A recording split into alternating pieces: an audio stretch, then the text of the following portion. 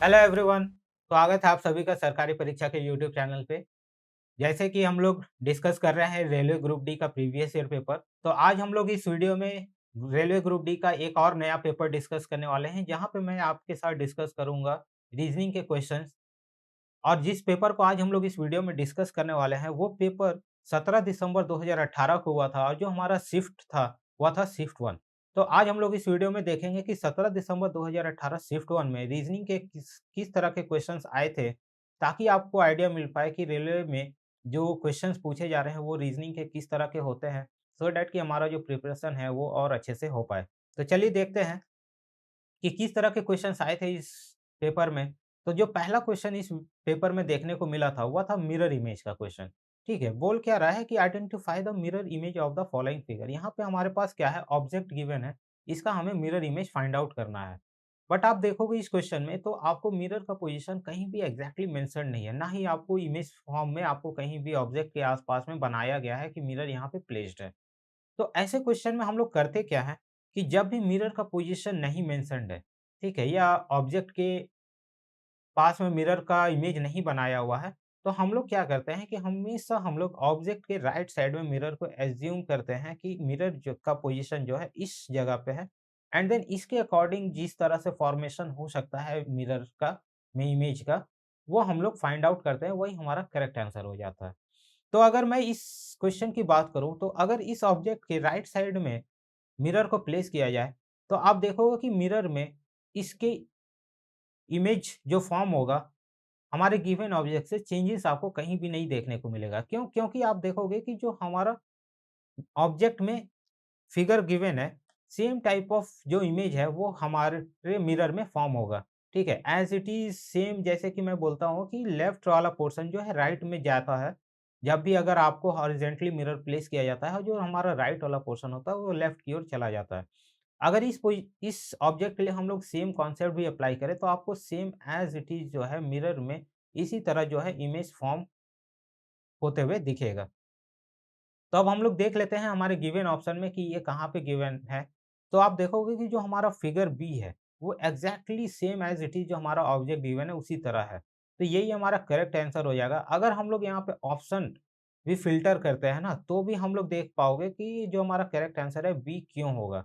अगर मैं ऑप्शन जो हमारा फिगर ए है उसकी बात करूँ, तो मिरर इमेज में क्या होता है कि कुछ भी चीज़ें चेंजेस नहीं होगा, पोज़ीशन चेंज होता है, बट ऐसा नहीं है कि यहाँ पे आपको जो अंदर वाला पार्ट है, यहाँ पे अभी शेडेड नहीं है और मिरर में आपको शेडेड दिखेगा, तो ये तो ऑप्शन होगा नहीं। दूसरा बात, अगर मैं ऑप्शन सी की बात करूँ, तो आप देखोगे कि नीचे वाला पोर्शन यहाँ डार्क हो जा रहा है, जो कि ये भी पॉसिबल नहीं है मिरर या वाटर इमेज में, तो यह भी हमारा नहीं होगा। एंड ऑप्शन डी में भी सेम एज़ इट इज़, यहाँ डार्क पोर्शन है एंड ऊपर डार्क लाइन हो जा रहा है, तो इसकी वजह से ऑप्शन डी भी नहीं होगा। हमारे पास एक ही ऑप्शन बचता है, ऑप्शन बी। ठीक है? तो यही हमारा करेक्ट आंसर होगा। जो हमारे ऑप्शन बी है, फिगर बी, यही हमारा करेक्ट आंसर हो जाएगा इस क्वेश्चन के लिए। हमारा अगला क्वेश्चन जो इस पेपर में आया था, क्वेश्चन क्या बोलता है कि find the missing term using the above sequence. यहाँ पे क्या है, हमारे पास सीक्वेंस गिवन है। इस सीक्वेंस को यूज़ करके नीचे हमारा जो यहाँ पे मिसिंग टर्म है, इसे फाइंड आउट करना है। तो अगर मैं पहले लॉजिक की बात करूँ कि क्या किस तरह का लॉजिक फॉर्म हो रहा है, तो अगर आप देखोगे कि यहाँ पे क्या है, W8 गिवन है, ठीक है? और यहाँ पे अगर हम गिवन सीक्वेंस की बात करें, तो यहाँ पे है W एंड 8। इट मीन्स कि W एंड 8 के बीच में कितने टर्म है? 2 टर्म, ठीक है? यही अगर मैं बात करूँ P6 की, तो यहाँ पे P है एंड देन यहाँ पे 6 है। इसके बीच में भी कितने टर्म है? 2 टर्म है। यहाँ पे फिर मैं बात करूँ H और B की, तो यहाँ H है, यहाँ B है। इन दोनों के बीच में कितना टर्म है? 2 टर्म है। इट मीन्स कि जो हमारे गिवन क्वेश्चन में जो सीरीज़ गिवन है, ठीक है? इसमें जो लॉजिक फॉर्म हो रहा है, इन दोनों पहले टर्म एंड दूसरे के बीच में 2 टर्म एक्सिस्ट कर रहा है हमारे गिवन सीक्वेंस के अकॉर्डिंग। बस यही सेम लॉजिक हमें क्या है, फाइंड आउट करना है हमारे गिवन ऑप्शन में। तो अब हम लोग देख लेते हैं ऑप्शन ए जो है Q6, तो यहाँ पे है Q, यहाँ पे 6, इनके बीच में आप देखोगे तो 3 टर्म है, ठीक है? ऑप्शन बी की मैं बात करूँ टीई, तो यहाँ पे टी है, यहाँ पे ई है, मतलब इनके बीच में 2 है। तो ये same as it is logic follow कर रहा है हमारे गिवन क्वेश्चन में, जो गिवन है, ठीक है? इसके अकॉर्डिंग हमारा ऑप्शन बी करेक्ट होगा। हम लोग फिर भी ऑप्शंस को क्रॉस चेक करेंगे, ठीक है? ताकि सिमिलर टाइप ऑफ लॉजिक किसी अदर ऑप्शन में भी ना बन रहा हो। ठीक है? अगर बन रहा है इट मीन्स कि हमें फिर दूसरा लॉजिक फाइंड आउट करना पड़ेगा। तो अगर मैं ऑप्शन सी की बात करूँ, तो ऑप्शन सी यहाँ पे ज़ेड है, यहाँ पे ओ है, इनके बीच में 3 टर्म है, ठीक है? ऑप्शन डी की बात करूँ तो यहाँ यू है, यहाँ बी है, इनके बीच में भी 3 टर्म है। इट मीन्स कि जो हमारे गिवन क्वेश्चन में लॉजिक फॉर्म हो रहा है, वो सिर्फ़ ऑप्शन बी फॉलो कर रहा है, जिसकी वजह से option B that is TE इसका करेक्ट आंसर हो जाएगा, ठीक है? तो काफ़ी ईज़ी क्वेश्चन था। देखते हैं अगला क्वेश्चन। अगला क्वेश्चन क्या बोल रहा है कि consider the following statement and decide which of the assumption is implicit from the statement, ठीक है? स्टेटमेंट गिवन है, 2 असम्पशन गिवन है। हमें स्टेटमेंट पढ़ना है देन असम्पशन पढ़ना है, जो भी असम्पशन फॉलो करेगा स्टेटमेंट को, वही हमारा करेक्ट आंसर होगा। यहाँ पे चीज़ें अज़्यूम हमें नहीं करना है, जो भी चीज़ें मेंशन्ड है स्टेटमेंट में उसी के अकॉर्डिंग हमें आंसर देना है। स्टेटमेंट पढ़ते हैं, स्टेटमेंट बोल रहा है कि Rajesh condition will improve after operation, मतलब राजेश का जो कंडीशन है वो इम्प्रूव हो जाएगा ऑपरेशन के बाद, ये बोला गया है स्टेटमेंट में, ठीक है। अब एजम्पशन पढ़ते हैं, एजम्पशन क्या बोल रहा है, Rajesh can be operated upon in this condition, इस कंडीशन में राजेश को ऑपरेट करना चाहिए, पहला एजम्पशन बोल रहा है। दूसरा क्या बोल रहा है, Rajesh can not be operated upon in this condition, इस कंडीशन में राजेश को ऑपरेट नहीं करना चाहिए, ये बोल रहा है एजम्पशन 2। बट स्टेटमेंट में क्लियरली मेंशन्ड है कि राजेश का कंडीशन जो है इम्प्रूव तभी होगा जब उसे ऑपरेट किया जाएगा, उसका ऑपरेशन किया जाएगा। तो अगर हमारे गिवन स्टेटमेंट को देखा जाए तो सिर्फ एजम्पशन 1 ही है जो कि इसे फॉलो कर रहा है, तो जिसकी वजह से एजम्पशन 1 हमारा करेक्ट आंसर हो जाएगा। क्यों? क्योंकि स्टेटमेंट में क्लियरली मेंशन्ड है कि राजेश का जो कंडीशन है इम्प्रूव होने के चांसेस तभी हैं जब उसे ऑपरेट किया जाए। तो वही सेम चीज़ हमें असम्पशन 1 भी बोल रहा है कि उसे ऑपरेट करना चाहिए इस कंडीशन में, तो इसकी वजह से असम्पशन 1 जो है करेक्ट होगा, जो कि हमारे ऑप्शन डी में प्रेज़ेंट है, तो इसका करेक्ट आंसर हो जाएगा ओनली असम्पशन 1 इज़ इम्प्लिसिट, ठीक है? देखते हैं अगला क्वेश्चन। अगला क्वेश्चन क्या बोल रहा है कि starting from point O facing west a man, मतलब एक पॉइंट है ओ, जहाँ पे एक मैन अपना स्टार्ट यहाँ से अपना करेगा, जो कि अभी वेस्ट डायरेक्शन में फेस कर रहा है, वहाँ से क्या बोल रहा है कि वह 4 किलोमीटर चलता है पॉइंट ए पहुँचने के लिए। मतलब अगर वो वेस्ट की ओर 4 किलोमीटर चलता है, तब वो पहुँच जाता है पॉइंट ए में, ठीक है? उसके बाद क्या बोल रहा है कि वो पॉइंट ए से turns right and walks 4 kilometre to reach point B, मतलब ए से वह राइट की ओर जाता है और 4 किलोमीटर चलता है, जिससे वह पॉइंट बी में पहुँच जाता है। उसके बाद क्या बोल रहा है कि बी से turns right and walks 4 kilometre reach point C, ठीक है? यहाँ से फिर वो राइट लिया एंड देन 4 किलोमीटर चला, जहाँ से फिर वो क्या होता है सी में पहुँच जाता है। हमें ऑलरेडी पहले गिवन था कि नीचे भी 4 किलोमीटर है एंड देन ऊपर भी वो 4 किलोमीटर जब चल रहा है, तो इट मीन्स कि सी एंड ओ जो है एक ही पॉइंट, ये एक ही लाइन में लाई करेगा, ठीक है? उसके बाद क्या बोलता है कि वहाँ से वह 3 किलोमीटर राइट की ओर चलता है, जिससे वह पॉइंट डी में पहुँच जाता है। ठीक है, जब वह राइट चलेगा एंड 3 किलोमीटर चलेगा, तो वो कहीं इधर ओ से पहले पहुँच जाएगा, 1 किलोमीटर पहले, जो कि पॉइंट डी है। यहाँ पे ये 3 किलोमीटर चला है।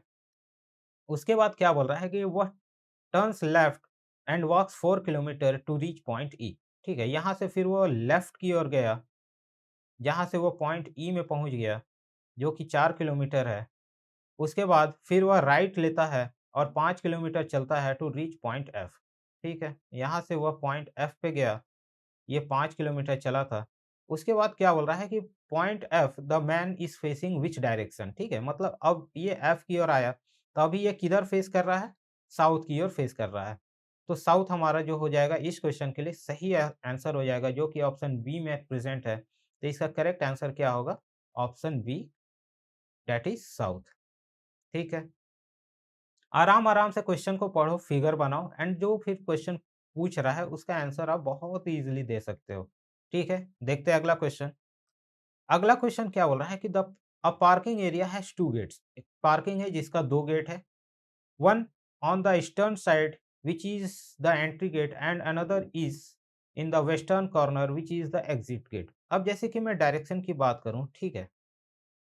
तो ये हमारा ईस्ट होता है, ये हमारा वेस्ट होता है, ये नॉर्थ होता है, ये साउथ होता है।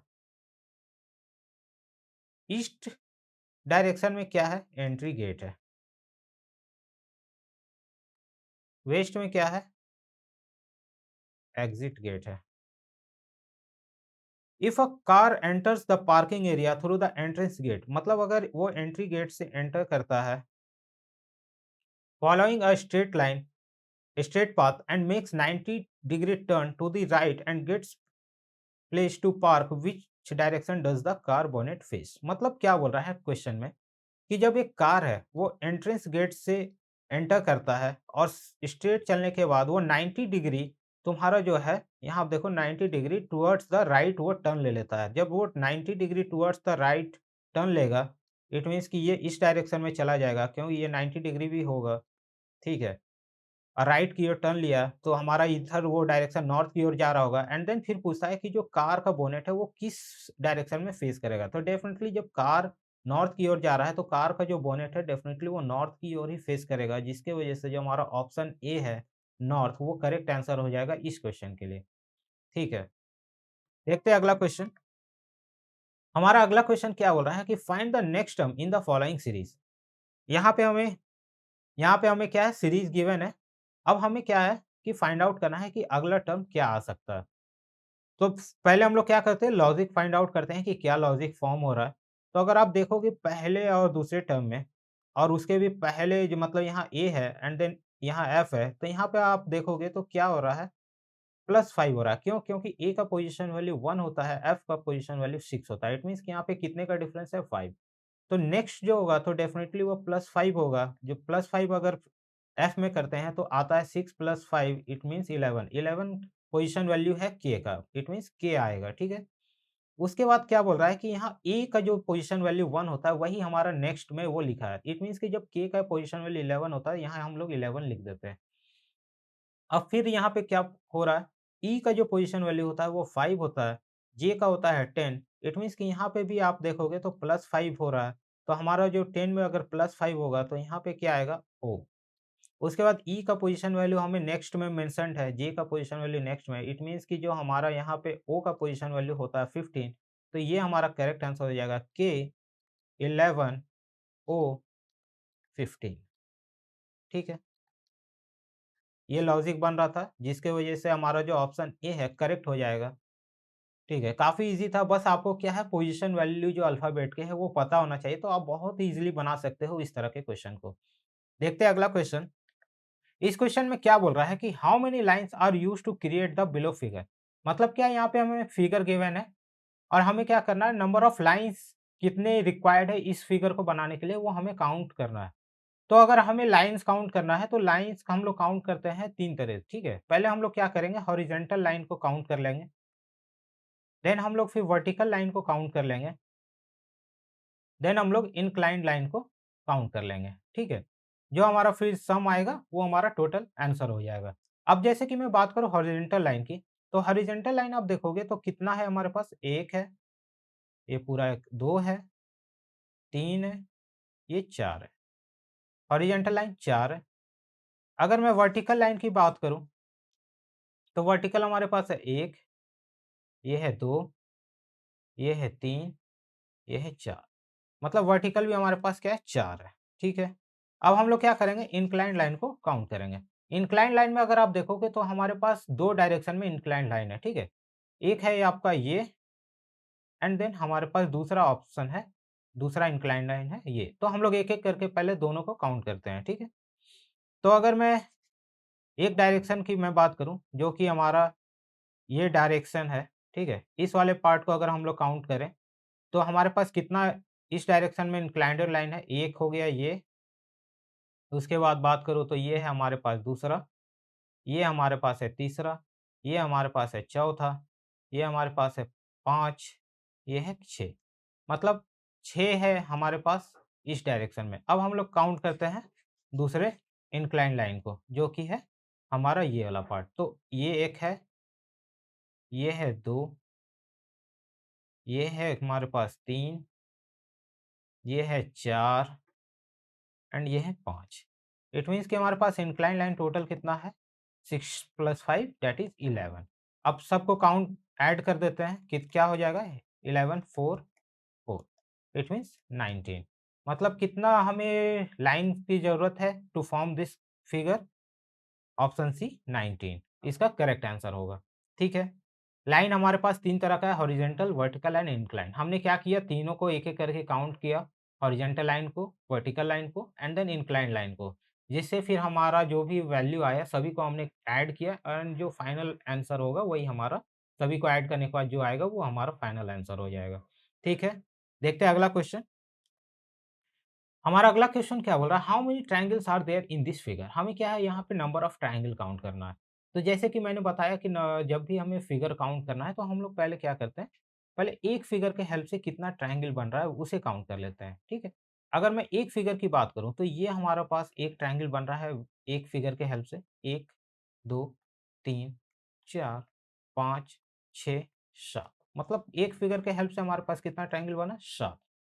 अब हम लोग क्या करते हैं, काउंट करते हैं कि 2 फिगर के हेल्प से कितना ट्रायंगल बनेगा। तो आप देखोगे सिर्फ़ एक ही ट्रायंगल है, ये वाला पार्ट पोर्शन, जो कि ये एक ट्रायंगल 2 ट्रायंगल के 2 पार्ट को कंबाइन जब करते हैं तो हमारे पास एक फाइनल जो आ रहा है वो ट्रायंगल आ रहा है। और आपको कहीं भी नहीं मिलेगा, इट मीन्स कि 2 फिगर के हेल्प से हमें कितना मिल रहा है ट्रायंगल, 1 मिल रहा है। अब हम लोग फिर देखेंगे 3, 4, बट देखोगे कि 3 और 4 जब हम देखेंगे तो हमें कोई भी ऐसा ट्रायंगल नहीं मिलेगा। इट मीन्स कि इस फिगर में एक फिगर के हेल्प से 7 ट्रायंगल, 2 फिगर के हेल्प से 1 ट्रायंगल एक्सिस्ट कर रहा है, तो हमारा टोटल यहाँ पे जो नंबर ऑफ ट्रायंगल हो जाएगा 8 ट्रायंगल हो जाएगा। ठीक है? जो कि हमारे ऑप्शन ए में प्रेज़ेंट है, 8 ट्रायंगल। यह इस क्वेश्चन का करेक्ट आंसर है। ठीक है? देखते हैं अगला क्वेश्चन। यहाँ पे अगला क्वेश्चन क्या बोल रहा है कि read the given statement and conclusion carefully and select which of the conclusion logically follow from the statement. ठीक है? इस क्वेश्चन में क्या बोल रहा है, स्टेटमेंट एंड कंक्लूजन दिया हुआ है। स्टेटमेंट हमें पढ़ना है एंड देन कंक्लूजन पढ़ना है। कौन-सा लॉजिकली फॉलो कर रहा है उसे हमें फाइंड आउट करना है, वही हमारा आंसर होगा।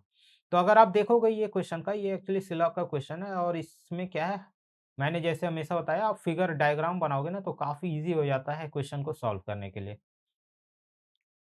तो तो अगर मैं स्टेटमेंट पढ़ने के बाद अगर डायग्राम बनाऊँ तो किस तरह का हमारा डायग्राम बनेगा? बोल रहा है कि सम जैगुआर और चीता, मतलब ठीक है, ये अगर सर्किल हमें जैगुआर का को रिप्रेज़ेंट कर रहा है,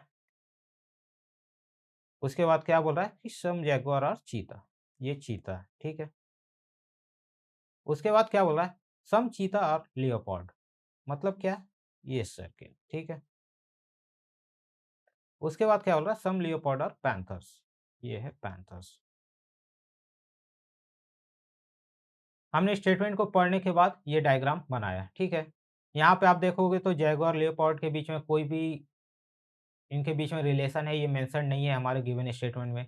इस तरह जैगुआर एंड पैंथर के बीच में भी रिलेशन नहीं है, चीता पैंथर के बीच में भी एग्ज़ैक्टली कुछ भी मेंशन नहीं है, ठीक है?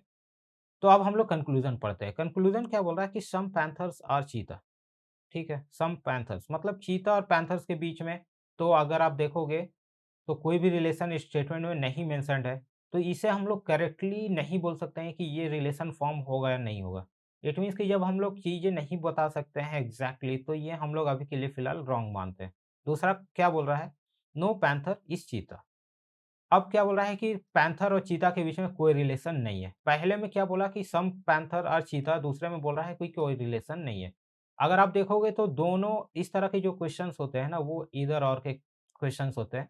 मतलब यहाँ आपको चीता एंड पैंथर के बीच में ही दोनों कंक्लूज़न दिया हुआ है। एंड दोनों के बारे में क्वेश्चन में क्या है एग्ज़ैक्टली कुछ भी मेंशन नहीं है कि मतलब चीता और पैंथर के बीच में रिलेशन है या नहीं है।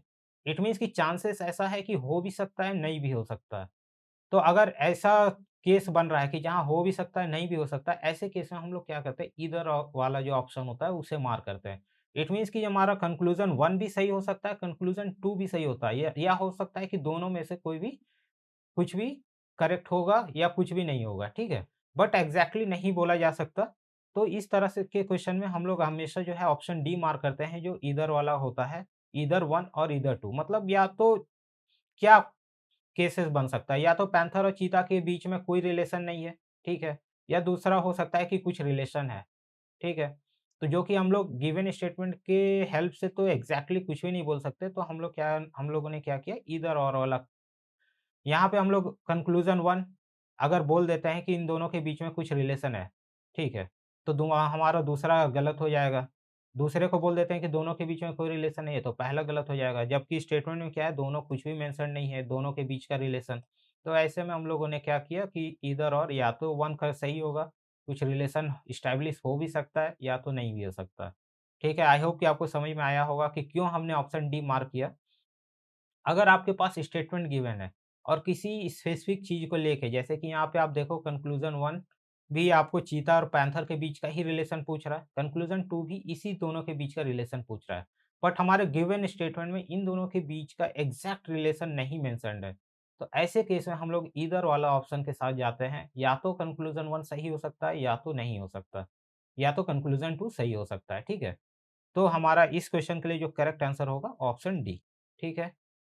इस तरह के क्वेश्चंस आप और प्रैक्टिस कीजिएगा तो आपके कॉन्सेप्ट जो है वो काफ़ी क्लियर होते हुए जाएँगे। ठीक है, देखते हैं अगला क्वेश्चन। अगला क्वेश्चन क्या बोल रहा है? 3 out of the 4 option given below are related in a particular way, choose the option that is odd. ठीक है, मतलब यहाँ हमारे 4 ऑप्शन गिवन है। 3 ऑप्शन के बीच में same type of relation, same type of logic आपको फाइंड मिलेगा एंड एक ऐसा होगा जो सबसे अलग होगा, वही हमें फाइंड आउट करना है, वही हमारा आंसर होता है इस क्वेश्चन में। अब हम लोग क्या करते हैं, ऑप्शंस को देखते हैं। पहला है हमारा पैथोलॉजी, दूसरा है नेफ्रोलॉजी, तीसरा है सेल एंड चौथा है साइकोलॉजी। अगर आप देखोगे तो ऑप्शन ए, ऑप्शन बी और ऑप्शन डी, ये तीनों कहीं न कहीं आपको मेडिकल टर्म से रिलेटेड है, ठीक है?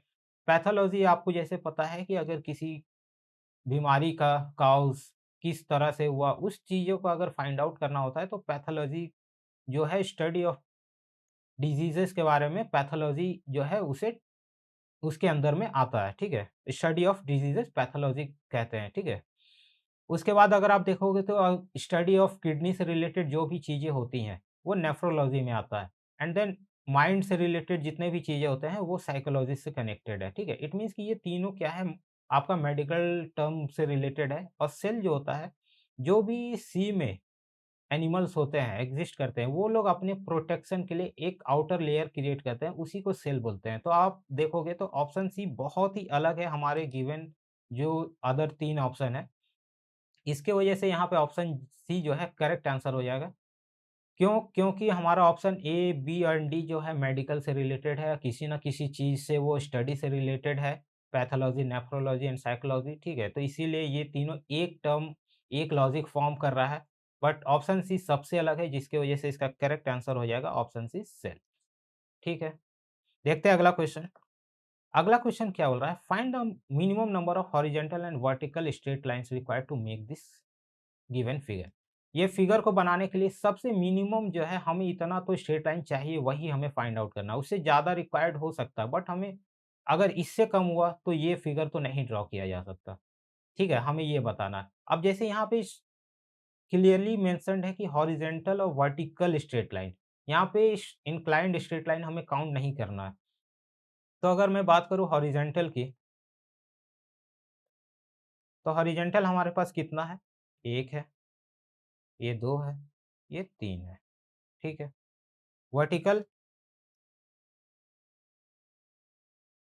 1, 2, 3, 4 एंड 5। अगर दोनों को ऐड करें तो ये आता है 8 जो कि ऑप्शन बी में प्रेज़ेंट है। इट मीन्स कि हमें 8 हॉरिजॉन्टल वर्टिकल लाइन का कॉम्बिनेशन तो चाहिए इस फिगर को बनाने के लिए। तो इसका जो करेक्ट आंसर हो जाएगा ऑप्शन बी। यहाँ पे क्लियरली मेंशन था हॉरिजॉन्टल एंड वर्टिकल। इसके वजह से हमने सिर्फ़ इन दोनों लाइन को काउंट किया। अगर यहाँ पे बोलता minimum number of straight line required, मतलब हॉरिजॉन्टल टर्म भी नहीं होता, वर्टिकल टर्म भी नहीं होता, तब हम लोग यहाँ पे इंक्लाइंड लाइन को भी कंसिडर करते हैं एंड उसे भी काउंट करते हैं। बट चीज़ें मेंशन्ड थी, इसकी वजह से हमने इंक्लाइंड लाइन नहीं कंसिडर किया। तो इसके वजह से इसका जो करेक्ट आंसर है ऑप्शन बी, दैट इज़ 8 इसका करेक्ट आंसर हो जाता है। ठीक है? देखते हैं अगला क्वेश्चन। अगला क्वेश्चन क्या बोल रहा है? Observe the relation the first pair of the word. इस तरह के क्वेश्चन हमने देखा है कि क्या होता है कि यहाँ पे आपको ये दिया हुआ है, ठीक है? ये जो भी रिलेशन, जिस तरह का भी रिलेशन यहाँ पे फॉर्म हो रहा है, वही सेम टाइप ऑफ रिलेशन हमें गिवन ऑप्शन में भी फाइंड आउट करना है, वही हमारा करेक्ट आंसर होता है। तो अगर मैं जो हमारे क्वेश्चन में दिया हुआ है उसे देखूँ तो यहाँ पे क्या है, स्टूल दिया हुआ है, बेंच दिया हुआ है। आपने दोनों का टर्म जो है नाम सुना होगा, दोनों क्या होता है बैठने के पर्पज़ के लिए यूज़ होते हैं। तो अगर इसी तरह का सेम टाइप ऑफ रिलेशन हम लोग फाइंड आउट करें तो ऑप्शन ए आप देखोगे कारपेंटर चेयर नहीं बन रहा है। Option B chair and table, इनमें भी वो फॉर्मेशन नहीं हो रहा है। वुड एंड स्टील ये भी नहीं है। दूसरा आप देखोगे option D foot rule and yard stick, ये दोनों क्या है मेजरमेंट के लिए यूज होते हैं। तो ये सेम टाइप ऑफ रिलेशन है, ठीक है, मतलब जो भी दोनों टर्म है दोनों सेम पर्पज से यूज होते हैं, इसके वजह से इसका जो करेक्ट आंसर होगा ऑप्शन डी। ठीक है, देखते हैं अगला क्वेश्चन। अगला क्वेश्चन में क्या बोल रहा है कि find the figure that can replace the question mark in the following analogy. यहाँ पे क्या हमें फिगर दिया हुआ है, ठीक है, इन दोनों के बीच में सेम टाइप ऑफ लॉजिक है, वही सेम टाइप ऑफ लॉजिक हमें इनके और क्वेश्चन मार्क के जगह पे जो भी फिगर आएगा उनके बीच में फाइंड आउट करना है। तो हम लोग पहले पहला पार्ट देख लेते हैं कि किस टाइप ऑफ का जो है लॉजिक यहाँ क्रिएट हो रहा है।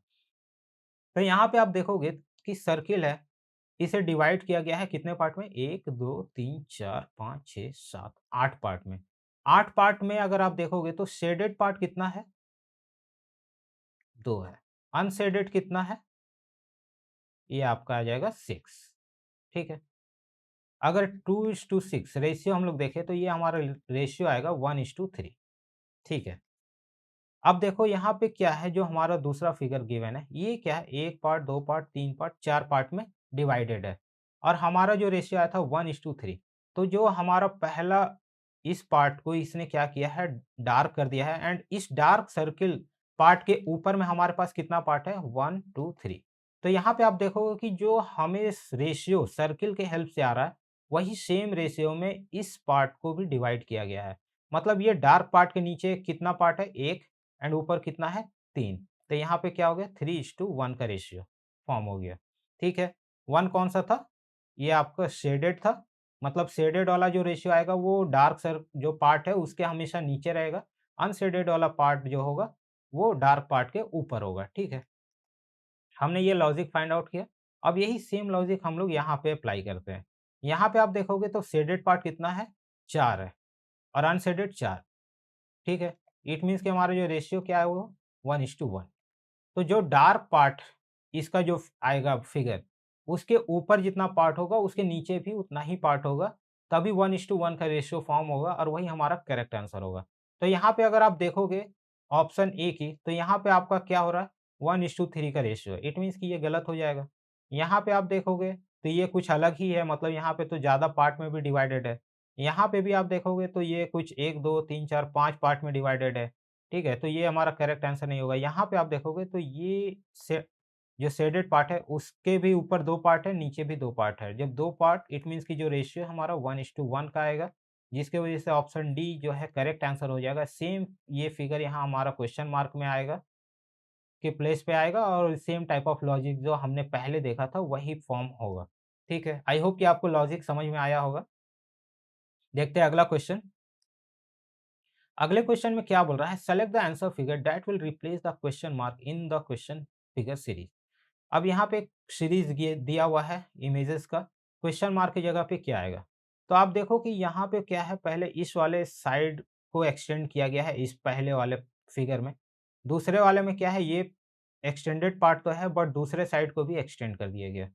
तीसरे वाले में देखो ये दोनों जो एज़ इट इज़ जो फिगर बी में है, वो तो एक्सिस्ट कर ही रहा है बट जो उससे एडजेसेंट में साइड है उसे एक्सटेंड कर दिया जा रहा है, ठीक है? इसे एक्सटेंड कर दिया। अब ये एज़ इट इज़ फिगर यहाँ डी में तो है बट जो एडजेसेंट साइड है इसे एक्सटेंड कर दिया। इट मीन्स कि जो हमने लॉजिक देखा तो अगले में क्या आएगा, ये सेम फिगर तो होगा बट अगले फिगर में ये वाला जो साइड है ये एक्सटेंड हो जाएगा, ठीक है? अब यही सेम टाइप ऑफ फिगर हम लोग गिवन आंसर फिगर में देख लेते हैं।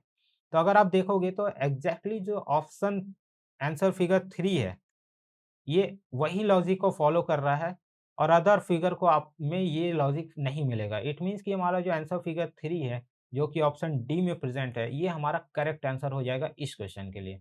ठीक है, देखते हैं अगला क्वेश्चन। अगले क्वेश्चन में क्या बोल रहा है कि मिरर इमेज बताना है। यहाँ पे आप देखो मिरर का पोज़ीशन दे दिया है नीचे की ओर, ठीक है? तो जब ऐसा पोजीशन नीचे में होगा तो जब ये एम है तो ये क्या होगा रिवर्स हो जाएगा, ठीक है? मतलब ऊपर वाला जो पोर्शन है वो नीचे आएगा एंड जो नीचे वाला पोर्शन है वो ऊपर जाएगा। इट मीन्स कि एम जो है रिवर्स आपको दिखेगा, ठीक है? उल्टा एम दिखेगा मिरर इमेज में। आप देख लो कौन से आंसर फिगर में ये गिवन है। आप देखोगे ऑप्शन बी जो है सेम एज़ इट इज़ उसी लॉजिक को फॉलो कर रहा है। जिसके वजह से ऑप्शन बी जो है answer figure B, answer figure और हमारा गिवन ऑप्शन बी ये करेक्ट आंसर हो जाएगा। ऑप्शन ए नहीं हो सकता क्योंकि as it is same position पे ये प्रेज़ेंट है। ये क्या हुआ है, ये आपको अगर मिरर हॉरिज़ॉन्टली मत वर्टिकली होता तब इस तरह का इमेज फ़ॉर्म होने का चांसेस था, बट हॉरिज़ॉन्टली प्लेस होने की वजह से ये दोनों ऑप्शन गलत हो जाएगा और ये हमारा जो करेक्ट आंसर होगा फिगर बी इस क्वेश्चन के लिए, जो कि हमारे ऑप्शन बी में ही प्रेज़ेंट है, तो इसका करेक्ट आंसर हो जाएगा ऑप्शन बी। ठीक है? देखते हैं अगला क्वेश्चन। अगला क्वेश्चन क्या बोल रहा है कि read the given statement and conclusion carefully and select which of the conclusion logically follow from the statement. यहाँ पे क्या स्टेटमेंट गिवन है, 2 कंक्लूजन गिवन है। स्टेटमेंट पढ़ते हैं। Mister X humiliated mister Y in the office that too in the presence of all other colleagues. ठीक है? Mister x जो है मिस्टर वाई स्टेटमेंट में क्या बोल रहा है, mister X humiliated mister Y in the office that too presence of all other colleagues. ठीक है, अब हम लोग इस कंक्लूजन पढ़ लेते हैं। कंक्लूजन क्या बोल रहा है, mister X did not like mister Y. अगर ठीक है, मिस्टर एक्स ह्यूमिलेट कर रहा है वाई को सभी ऑफिस के सामने, सभी ऑफिस कलीग्स के सामने, तो ऐसा तो इससे हम लोग नहीं बोल सकते कि मिस्टर एक्स जो है मिस्टर वाई को पसंद नहीं करता। नहीं, अदर रीज़न भी हो सकते हैं। ये रीज़न तो हमारे गिवन स्टेटमेंट के अकॉर्डिंग तो रॉन्ग हो जाता है क्योंकि ये चीज़ें मेंशन्ड ही नहीं है कि एक्स वाई को लाइक करता है या नहीं करता है स्टेटमेंट में। तो अगर चीज़ें नहीं मेंशन्ड है इट मीन्स कि ये हम लोग रॉन्ग ही मानेंगे और कंक्लूज़न 1 इस तरह से हमारे जो गिवन स्टेटमेंट के अकॉर्डिंग है वह गलत हो जाता है। दूसरा कंक्लूजन पढ़ते हैं, mister x was not popular in the office. ये भी अगर आप देखो पॉपुलैरिटी एक्स के बारे में स्टेटमेंट में नहीं मेंशन्ड है, इट मीन्स कि ये भी जो हमारे गिवन स्टेटमेंट के अकॉर्डिंग फॉलो नहीं कर रहा, तो ये भी गलत हो जाएगा। इट मीन्स कि neither one nor two follows option C जो कि है इस क्वेश्चन के लिए करेक्ट आंसर हो जाता है। ठीक है, स्टेटमेंट कंक्लूजन में जब भी इस तरह के क्वेश्चंस आए तो जो भी स्टेटमेंट मेंशन्ड कर रहा है, जो भी चीज़ें वहाँ मेंशन्ड है, अगर वही सेम आपको हमारे गिवन असम्पशन या कंक्लूजन जो भी होता है, उनमें चीज़ें मेंशन्ड है, तभी हम लोग उसे करेक्ट मानते हैं, अदरवाइज़ उसे रॉन्ग मानते हैं। ठीक है, यहाँ पे स्टेटमेंट में बोल रहा है कि एक्स ह्यूमिलेट करता है वाई को सभी ऑफिस कलीग्स के सामने, बट यहाँ पे एक्स वाई को लाइक करता है, नहीं करता है, ये नहीं मेंशन्ड है। दूसरा पॉपुलर एक्स कितना है ऑफ़िस में ये भी चीज़ें नहीं मेंशन्ड है। तो ये दोनों कंक्लूज़न इसके वजह से गलत हो जाता है क्योंकि हमारे गिवन स्टेटमेंट में ये चीज़ें मेंशन्ड नहीं है। जब दोनों स्टेट जो हमारा कंक्लूज़न है वो गलत हो जाएगा तो इट मीन्स कि जो option C neither one nor two follows इसका करेक्ट आंसर हो जाता है। ठीक है, देखते हैं अगला क्वेश्चन। अगला क्वेश्चन क्या बोल रहा है कि Prakash is the brother of Nilesh, how is Nilesh related to Prakash only sisters father's wife. ठीक है, अब जैसे क्या है कि बोल दिया है कि प्रकाश है, ये भाई है नीलेश का, ठीक है? ब्रदर। उसके बाद क्या बोल रहा है, how how is Nilesh related to Prakash only sister, मतलब प्रकाश की एकलौती बहन है, तो डेफ़िनेटली जब प्रकाश एंड नीलेश भी भाई-बहन है, प्रकाश एंड नीलेश दोनों भाई हैं, तो डेफ़िनेटली नीलेश एंड जो भी प्रकाश की सिस्टर है, वो भी नीलेश के साथ सेम रिलेशन फ़ॉर्म होगा। इट मीन्स कि वो भी जो है नीलेश की सिस्टर ही होगी। उसके बाद क्या बोल रहा है, प्रकाश ओनली सिस्टर्स फादर्स वाइफ, मतलब जो सिस्टर प्रकाश की सिस्टर के जो फादर हैं, उनका वाइफ, ठीक है? अब इनके वाइफ और नीलेश के बीच में जो मतलब प्रकाश की सिस्टर के फादर की वाइफ है, उनके बीच एंड नीलेश के बीच का रिलेशन यहाँ पे क्वेश्चन में पूछा गया है। ये हमने बनाया ब्लड रिलेशन के जो भी क्वेश्चन में था गिवन स्टेटमेंट, उसके अकॉर्डिंग कि नीलेश और प्रकाश दोनों भाई हैं। सिस्टर जो प्रकाश की है, उसके जो फादर हैं, उनकी जो वाइफ़ है, उनके बीच एंड नीलेश के बीच का रिलेशन पूछा गया। तो डेफ़िनेटली जो भी सिस्टर है प्रकाश की, वो भी सिस्टर होगी नीलेश की एंड जब सिस्टर के फादर हैं, तो वही फादर नीलेश के भी फादर होंगे एंड जब नीलेश के फादर की वाइफ़ इट मीन्स कि नीलेश की मदर होगी वो। तो जब मदर और नीलेश के बीच का रिलेशन पूछा गया है तो डेफ़िनेटली जो नीलेश होगा, वह सन का रिलेशन फ़ॉर्म करेगा। तो इसका जो करेक्ट आंसर हो जाएगा ऑप्शन सी, ठीक है। बहुत ईज़ी था, बस आपको करेक्टली स्टेटमेंट पढ़ना है, समझना है और काफ़ी मतलब आप बताओ इस तरह के क्वेश्चंस को आप बहुत ही ईज़िली बहुत ही कम टाइम में बना सकते हो और अपना टाइम जो है एग्ज़ाम में बचा सकते हो। तो आई होप कि आपको समझ में आया होगा। देखते हैं अगला क्वेश्चन। अगला क्वेश्चन में क्या है कि यहाँ पे हमारे 4 ऑप्शन में मैथमेटिकल सिंबल्स गिवन है, ठीक है? यहाँ पे ये इक्वेशन गिवन है, क्वेश्चन मार्क गिवन है। क्वेश्चन मार्क की जगह पे क्या सिंबल्स आएँगे वो हमें फाइंड आउट करना है। तो हम लोग क्या क्या करते हैं इस तरह के क्वेश्चन में, हर एक ऑप्शन को वन बाय वन यूज़ करते हैं, जो भी सिंबल्स गिवन है क्वेश्चन मार्क की जगह पे पुट करते हैं एंड देखते हैं कि जो हमारे गिवन इक्वेशन है, वो सैटिस्फाई कर रहे हैं या नहीं कर रहे हैं। अगर वो सैटिस्फाई करते हैं वही हमारा आंसर हो जाएगा, नहीं होगा तो अब फिर हम लोग नेक्स्ट ऑप्शन को चेक करेंगे। तो अगर यहाँ पे अगर मैं ऑप्शन ए की बात करूँ, तो यहाँ पे क्या है ये 20 है, ये क्वेश्चन मार्क 100 ये अंडर ब्रैकेट फिर यहाँ क्वेश्चन मार्क ये 4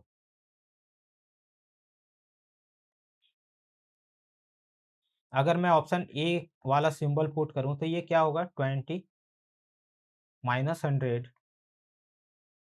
इंटू 4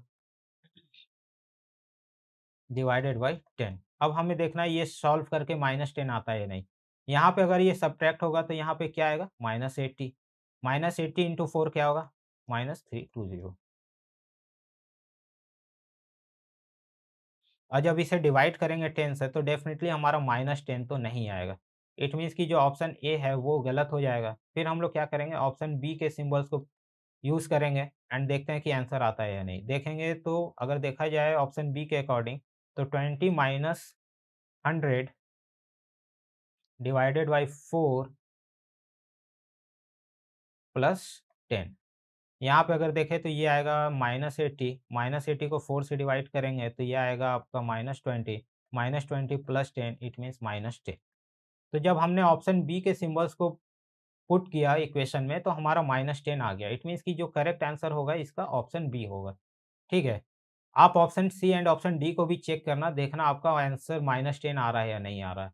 ठीक है? -10 नहीं आएगा क्योंकि हमने बी से ही आंसर जो है वो ले आया है, तो इसका जो करेक्ट आंसर होगा ऑप्शन बी। ठीक है? तो इस तरह के क्वेश्चंस को इसी तरह सिंबल्स को आप पुट करो इक्वेशंस में एंड जो भी मैथ्स का कैलकुलेशन है उस पार्ट को आप सही से करो तो आपका जो आंसर आ जाएगा, आप बहुत ही कम टाइम में जो करेक्ट आंसर है वो फाइंड आउट कर लोगे। ठीक है? देखते हैं अगला क्वेश्चन। अगला क्वेश्चन क्या बोल रहा है select the option that is related to the third term in the same way as the second term is related to the first term. First and second term जिस तरह से रिलेट कर रहा है उसी तरह हमें असम एंड क्वेश्चन मार्क की जगह पे क्या आएगा वो हमें फाइंड आउट करना है। ठीक है? यहाँ पे आप देखोगे मेघालय एंड शिलांग इन दोनों का अगर आपको पता है तो क्या है कि ये कैपिटल है। ठीक है? मेघालय का। तो इसी तरह अगर असम की मैं कैपिटल की बात करूँ तो असम का कैपिटल है दिसपुर। ये कहाँ पे है? ऑप्शन ए में गिवन है। तो हमारा करेक्ट आंसर क्या होगा? Option A Dispur. देखते हैं अगला क्वेश्चन। अगला क्वेश्चन क्या बोल रहा है? Select the option that is related to the terms. Same type of question है। इन दोनों के बीच में जो भी रिलेशन फॉर्म हो रहा है वही हमें इग्नोर एंड क्वेश्चन मार्क के बीच में फाइंड आउट करना है। ठीक है? तो यहाँ पे आप देखोगे जेंटल एंड हार्श। ठीक है? ये एक दूसरे के एंटोनिम है मतलब ठीक है? एक दूसरे के अपोजिट है। जेंटल मतलब कोमल एंड हार्श का मतलब होता है कठोर। ठीक है? इसी तरह मतलब ये जब एक दूसरे के अपोजिट है तो हमें क्या फाइंड आउट करना है? इग्नोर के अपोजिट में क्या आ सकता है वो हमारे गिवन ऑप्शन के अकॉर्डिंग वो फाइंड आउट करना है। तो अगर गिवन ऑप्शन के अकॉर्डिंग आप देखोगे तो नेक्स्ट तो नहीं आएगा, नेवर नहीं आएगा, नोटिस आ सकता है, आएगा ही। क्यों? क्योंकि अगर कोई आपको इग्नोर कर रहा है तो डेफ़िनिटली इसका जो अपोजिट क्या होगा वो आपको नोटिस करेगा। तो हमारा जो करेक्ट आंसर हो जाएगा इस क्वेश्चन के लिए ऑप्शन सी नोटिस हो जाएगा। ठीक है? सेम रिलेशन हमने देखा जो हमारे पहले पार्ट में फॉर्म हो रहा था वही हमने यहाँ पे जब चेक किया तो इग्नोर का क्या आ रहा है? नोटिस, जो कि हमारे गिवन ऑप्शन सी में प्रेज़ेंट है। तो इसका करेक्ट आंसर हो जाएगा ऑप्शन सी। ठीक है? देखते हैं अगला क्वेश्चन। अगला क्वेश्चन क्या बोल रहा है? Consider the following statement to be true. मतलब ये हमारा वही सेम सिलॉग का क्वेश्चन है। स्टेटमेंट पढ़ना है एंड देन कंक्लूजन पढ़ना है। जो भी फॉलो करेगा वही हमारा करेक्ट आंसर हो जाएगा। जैसे कि मैंने बताया, इस तरह के क्वेश्चंस को अगर आपको करेक्टली मार्क करना है तो आप डायग्राम का हेल्प लिया करो। तो डायग्राम अगर हम लोग बनाते हैं तो क्या बोल रहा है, all pets are beautiful, pets है ये ब्यूटीफुल, ठीक है। दूसरा क्या बोल रहा है, ऑल ब्यूटीफुल इज लविंग, ठीक है। ये हमने बना लिया डायग्राम। अब हम लोग देखते हैं conclusion, all pets are loving, ठीक है। All pets are loving, definitely जब पेट्स लविंग के अंदर में ही है तो ऑल पेट्स आर लविंग जो हमारा पहला कंक्लूजन है ये फॉलो कर जाएगा। फिर दूसरा क्या बोल रहा है, some beautiful are pets, some beautiful are pets, pets जो है ब्यूटीफुल के अंदर में ही लाई कर रहा है, तो ये definitely some beautifuls are pets भी फॉलो कर जाएगा, जिसके वजह से all the conclusion follows, option C correct answer हो जाएगा इस क्वेश्चन के लिए, ठीक है। देखते हैं अगला क्वेश्चन। अगले क्वेश्चन में भी आप देखोगे तो सेम है, हम लोग डायग्राम बना लेते हैं एंड देन हम लोग आंसर फाइंड आउट करते हैं। एंड स्टेटमेंट में क्या बोल रहा है, ऑल कैप्स आर कप्स, ठीक है। ये अगर मैं बताऊं बनाऊं, ये कैप्स है, ऑल कैप्स आर कप्स, ठीक है। उसके बाद क्या है, all bowls are cups, bowls का जो है ये हो जाएगा दूसरे स्टेटमेंट के according, all bowls are cups, ठीक है। अकॉर्डिंग टू गिवन स्टेटमेंट के हम अकॉर्डिंग हमने क्या किया, ये डायग्राम बना लिया। अब देखते हैं कंक्लूजन क्या बोल रहा है, some bowls are cups, some bowls are cups. अगर आप देखोगे स्टेटमेंट में बाउल्स एंड कैप्स के बीच में तो कोई रिलेशन नहीं बताया गया, इट मीन्स कि ये तो करेक्ट अभी नहीं है। दूसरा क्या बोल रहा है, नो बॉल इज कैप, दूसरा स्टेट कंक्लूजन भी यही है। इस तरह के क्वेश्चन अभी हमने डिस्कस किया था कि अगर सेम, जैसे कि यहाँ बॉल एंड कैप दोनों कंक्लूजन में इसी दोनों की बात हो रही है एंड इन दोनों के बीच का एग्जैक्ट रिलेशन हमारे गिवन स्टेटमेंट में मेंशन नहीं है, तो अगर इस तरह का अगर कंक्लूजन गिवन होता है क्वेश्चन में तो हम लोग क्या करते हैं, ईदर वाले के साथ जाते हैं, या तो कंक्लूजन 1 सही होगा या तो कंक्लूजन 2 सही होगा। तो ईदर वाला जो ऑप्शन है हमारे ऑप्शन बी में प्रेजेंट है, जिसकी वजह से इसका करेक्ट आंसर जो होगा ऑप्शन बी, ईदर 1 और 2 फॉलोज, ठीक है। देखते हैं अगला क्वेश्चन। अगला क्वेश्चन क्या बोल रहा है कि find the next term in the series, ठीक है। सीरीज गिवन है, ब्लैंक स्पेस की जगह पे क्या आएगा वो हमें फाइंड आउट करना है। तो अगर हम लोग देखें लॉजिक, तो यहाँ पे आप देखो 11 है, यहाँ पे क्या हो गया -2, फिर यहाँ पे क्या हो गया -2, इट मीन्स यहाँ भी -2 जब होगा इट मीन्स क्या आएगा, ये 5, ठीक है। ये आ गया 5। अब अगला क्या आएगा, यहाँ पे p है, ये क्या हो रहा है, p का जो पोजीशन वैल्यू होता है 16 होता है एंड r का जो होता है वो होता है 18, इट मीन्स ये क्या हुआ +2, फिर यहाँ से क्या हो गया ये +2, क्यों, क्योंकि t का जो पोजीशन वैल्यू होता है 20, तो इट मीन्स कि ये +2 हो रहा है, तो यहाँ पे अगर +2 ये होगा तो t के बाद हो जाएगा 22, इट मीन्स कि यहाँ आएगा v, ठीक है। तो 2 टर्म हमने फाइंड कर लिया 5v। अब हम लोग अगला देखते हैं, ठीक है। यहाँ पे k है, k का जो पोजीशन वैल्यू होता है वो होता है 11, उसके बाद जो यहाँ पे आपको क्या है i का पोजीशन वैल्यू होता है 9 एंड g का होता है 7, इट मीन्स कि यहाँ क्या हो रहा है -2, तो -2 जब होगा तो यहाँ पे क्या आएगा 5, 5 जो है ई का पोजीशन वैल्यू है, इट मीन्स कि क्या आएगा 5VE, ठीक है। अब हम लोग यहाँ पे नेक्स्ट जो फाइंड आउट करेंगे क्या हो रहा है, 16 है, फिर 18 है, फिर 20 है, इट मीन्स ये क्या हो रहा है +2, ये +2, यहाँ भी +2 होगा, इट मीन्स 22, यहाँ पे क्या आएगा 22, तो हमारा जो फाइनल जो सीरीज में नेक्स्ट टर्म आएगा वो आएगा 5VE22, जो कि हमारे ऑप्शन डी में प्रेजेंट है, तो इसका करेक्ट आंसर हो जाएगा ऑप्शन डी। देखते हैं अगला क्वेश्चन। अगले क्वेश्चन में क्या बोल रहा है, स्टेटमेंट गिवन है, आर्गुमेंट गिवन है। इस तरह के क्वेश्चन हमने जो पिछले वीडियो में प्रीवियस ईयर डिस्कस किया है, काफ़ी डिस्कस किया हुआ है। अगर आपने उन वीडियोज़ को नहीं देखा है तो आप हमारे यूट्यूब चैनल पे जाके प्लेलिस्ट में वीडियोज़ एडेड है, वहाँ पे भी देख सकते हैं, ताकि जो आपके कॉन्सेप्ट है वो अच्छे से क्लियर हो जाए एंड स्टेटमेंट आर्गुमेंट के क्वेश्चंस कैसे सॉल्व किए जाते हैं वो भी आपको अच्छे से पता चल जाए। और आप नंबर ऑफ क्वेश्चंस इस तरह के प्रैक्टिस करो ताकि आपके जो कॉन्सेप्ट है अच्छे होते जाए और आपका अच्छा से प्रैक्टिस होते जाए। ठीक है, तो अगर मैं इस क्वेश्चन की बात करूँ तो क्वेश्चन में स्टेटमेंट क्या बोल रहा है? The good aspects of edible oil are retained only when extracted by traditional cold pressed method. ठीक है? मतलब स्टेटमेंट में क्या बोल रहा है कि अगर हम लोग एडिबल ऑयल जो खाने वाला तेल होता है, अगर उसे ट्रेडिशनल कोल्ड प्रेस मेथड से एक्सट्रैक्ट करते हैं, तो उसे रिटेन करने के जो चांसेस है बहुत ही ज़्यादा है। ठीक है? मतलब लॉन्ग लंबे समय तक हम लोग उसे यूज़ कर सकते हैं। ये स्टेटमेंट बोलना चाह रहा है। अब हम लोग आर्गुमेंट पढ़ते हैं। आर्गुमेंट क्या बोल रहा है कि yes recent research says oil extracted bye oil old method is good for health. ठीक है? तो अगर आपने स्टेटमेंट को पढ़ा और समझा होगा तो डेफ़िनेटली अगर इस मेथड को यूज़ करते हैं तो हम लोग एडिबल ऑयल को रिटेन कर सकते हैं। तो जब हम लोग उससे रिटेन कर सकते हैं डेफ़िनेटली वो गुड फॉर हेल्थ होगा एंड हम लोग उसे यूज़ कर सकते हैं।